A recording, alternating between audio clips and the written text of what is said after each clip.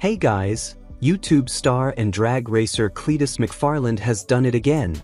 This time, making history at his home track, Bradenton Motorsports Park in Florida. Behind the wheel of his twin-turbocharged 1969 Camaro, aptly named Eagle, McFarland shattered the drag radial quarter-mile speed record, stopping the clocks at an astonishing 5.772 seconds at 257.14 miles per hour. It's a milestone that cements McFarland and his team as serious contenders heading into next month's World Cup finals. Import versus domestic at Maryland International Raceway, November 5th to 9th. For the millions who've followed McFarland's rise from YouTube goofball to legitimate racing contender, this was more than just another Freedom Factory moment. It was proof that persistence, innovation, and teamwork can push even the wildest dreams beyond their limits. The day started as many of McFarland's test sessions do. Cameras rolling, engines rumbling, and a garage full of characters who've built one of the most entertaining teams in motorsports. But beneath the lighthearted banter was serious intent. McFarland and tuner Jamie Miller, a world-class racing engineer with deep experience in high-horsepower tuning, were on a mission. The '69 Camaro, known to fans as Eagle, had been dormant for nearly a year while McFarland focused on other projects like Mullet 2.0 and the Freedom Factory events. Now, with the World Cup finals, import versus domestic looming, November 5th to 9th at Maryland International Raceway, it was time to bring the big bird back to life. Miller, known for his meticulous approach, explained early in the video that the car's setup had been completely refreshed. The teams swapped the rear gear ratio from a 3.40 to a 3.25, allowing Eagle to pull strong through the entire quarter mile without gearing out. With over 5,000 horsepower on tap from the Pro-Line Hemi engine and twin turbochargers feeding massive boost, Eagle was ready to make history. The first few passes were cautious, what McFarland called A to B runs, to ensure the car's systems were solid. Even then, the data was staggering: 1.09 seconds to the 60-foot mark and 280 feet to the 330. It was really slow, then it was really fast, McFarland joked after the first run, clearly trying to process the shock of 5,000 horses launching him toward orbit. Each pass became progressively more aggressive as Miller and the team dialed in boost, fuel, and suspension geometry. The addition of two new team members, Johnny Miller, Jamie's son, and Cord Collins, both drag illustrated 30 under 30 honorees, added youthful firepower to the already potent crew. By the second run, Eagle was already dipping into the 4.30s in the 8th mile. By the third, McFarland recorded a 3.98-second 8th mile at 199 miles per hour, a near personal best. Eagle isn't back, it's here to stay, he said with a grin, adrenaline and pride written all over his face. Behind every one of McFarland's high-energy runs was a masterclass in drag racing tuning. Miller's data-driven approach proved crucial. Between passes, he was seen inspecting spark plugs, analyzing exhaust gas temperatures, EGTs, and trimming fuel delivery cylinder by cylinder. It's got a bunch of fuel in it, so it's not igniting every time, Miller explained while examining a plug from cylinder 6. We'll trim that out and clean up the spool. Boost levels crept upward with every attempt, from 12 psi on the line to nearly 60 psi by the end of the session. We're gonna shove a bunch more boost in it early, Miller said mid-session. I want to see it go low 2.70s to the 330. And that's exactly what happened. With each test pass, Eagle accelerated harder and straighter, the chassis planting the rear tires into the concrete as the front wheels skimmed the air. The team's adjustments to the suspension, shock travel, and weight distribution refined Eagle's behavior with surgical precision. By the time McFarland laid down his 3.91-second 8th mile at 198 miles per hour, it was clear they were closing in on something historic. Every single run it's going faster and faster, he said. I'm regaining so much confidence in the car. It feels amazing. As the Florida sun dipped below the horizon, Miller announced that the next run would be the first true heater. "We raised the engine curve a bunch, tightened the front struts, and moved some weight," he said. "This one should go 3.80 s." He wasn't exaggerating. Under the lights, Eagle came alive like never before. Boost building, turbos shrieking, the car roaring down the strip with a violent precision. When the timing boards flashed, the numbers left everyone speechless. 5.86 seconds at 219 miles per hour, even though McFarland lifted early. "I was a little behind on that one," he laughed afterward, shaking his head. "It just never stopped pulling. I saw the 1,000-foot cone and thought, oh crap, that's pretty stout." But the real magic was yet to come. After several near-perfect passes, the team prepped for one final full quarter-mile attempt. Every nut, bolt, and parachute line was checked twice. "We're going upwards of 260 miles per hour, McFarland said to the camera. "Everything's gotta be 100%. The burnout was massive, the launch flawless. Eagle clawed down Bradenton's well-prepped surface with the kind of violence only turbocharged Hemis can produce. The scoreboard lit up in red and white. 5.772 seconds at 257.14 miles per hour.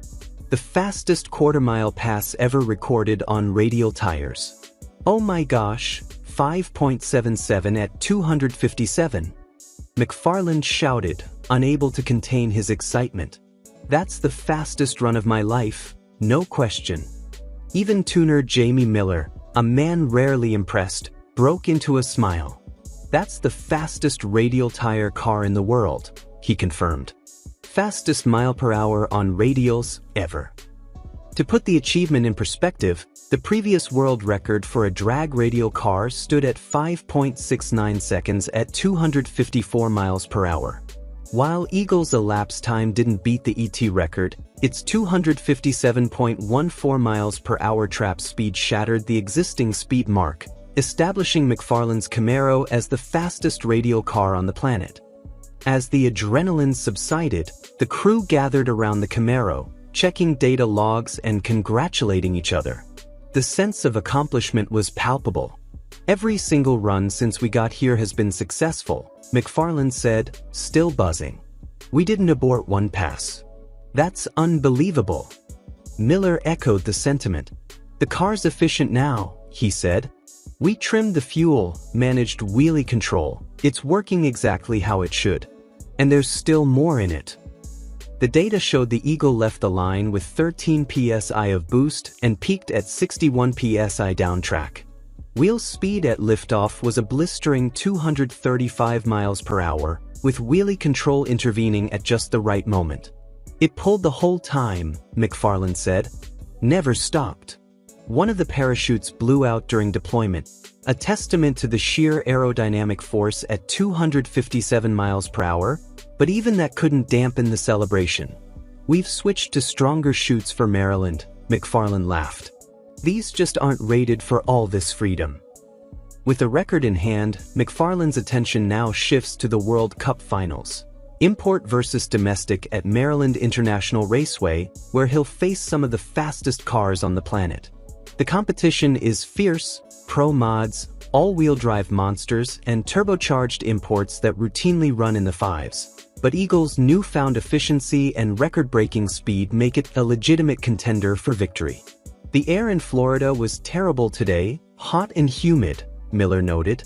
"Maryland's going to be better. Cooler, denser air. This car could go even faster." McFarland, always the showman, couldn't resist adding his own spin. "That was a record-setting tune, brother," he said, grinning into the camera. "This car's efficient, the team's killing it, and the freedom levels are off the charts." For Cleetus McFarland and his legion of fans, this milestone wasn't just about a number on a timing board, it was about perseverance, collaboration, and the thrill of pushing boundaries. From humble YouTube beginnings to owning one of the world's premier drag racing facilities and running a global brand, McFarland has become a symbol of what's possible when passion meets hard work. In the aftermath of the record-breaking night, McFarland's shop at the Freedom Factory has been buzzing with activity. The team immediately tore Eagle down for inspection, analyzing every component for signs of stress after the 257 miles per hour blast. When you're going that fast on a radial tire, everything has to be perfect. Every nut, every weld, every line, said Johnny Miller. We're not just checking the motor, we're checking the chassis, the suspension, even the wheel studs. Despite the brutal speeds, the Camaro came through the run in excellent condition, proving that the team's engineering and prep work were spot on. What's perhaps most exciting for fans is that McFarland doesn't keep these breakthroughs behind closed doors. Every step, from tuning decisions to chassis tweaks, is documented for his audience of millions. It's this transparency that sets him apart from traditional race teams. We want people to see what it really takes, he explained. It's not just showing up and going fast. It's the hard work, the failures, and the teamwork that make the wins so rewarding.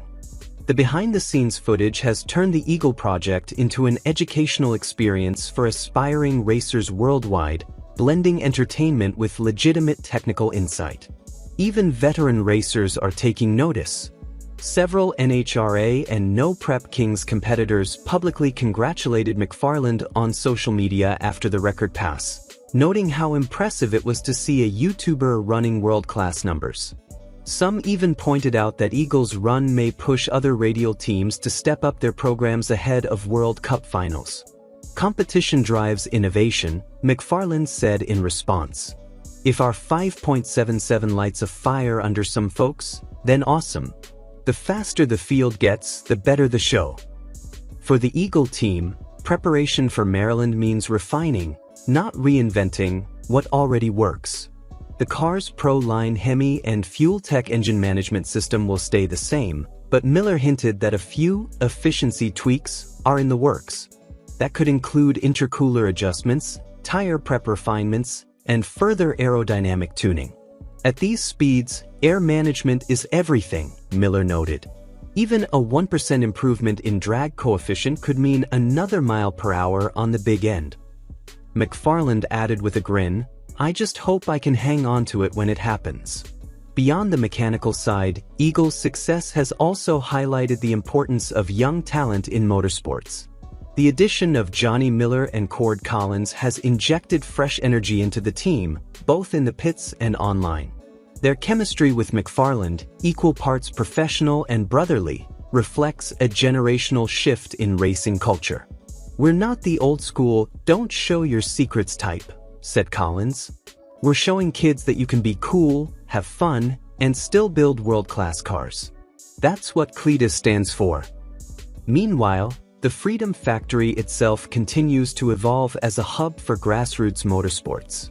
Since McFarland purchased and renovated the facility in 2020, it has hosted everything from burnout competitions to drift nights and now, world record test sessions. Local fans often line the fences during these private runs, hoping to catch a glimpse of Eagle in flight. There's something special about doing it right here at home, McFarland said. This track means everything to me. Breaking a world record where it all started, that's the dream. Looking ahead, McFarland has hinted that Eagle's story is far from over. With a 257 miles per hour milestone achieved, he's setting his sights on the mid-5.60s, a range that would push the limits of what a radial car can physically achieve. We've got a lot more testing to do, and I know Jamie's got a few tricks up his sleeve, he teased. But whether we go faster or not, this record shows what's possible when you put the right people together and chase something you love. As always, McFarland closed with a smile and his signature sign-off, God bless America, and let freedom eat.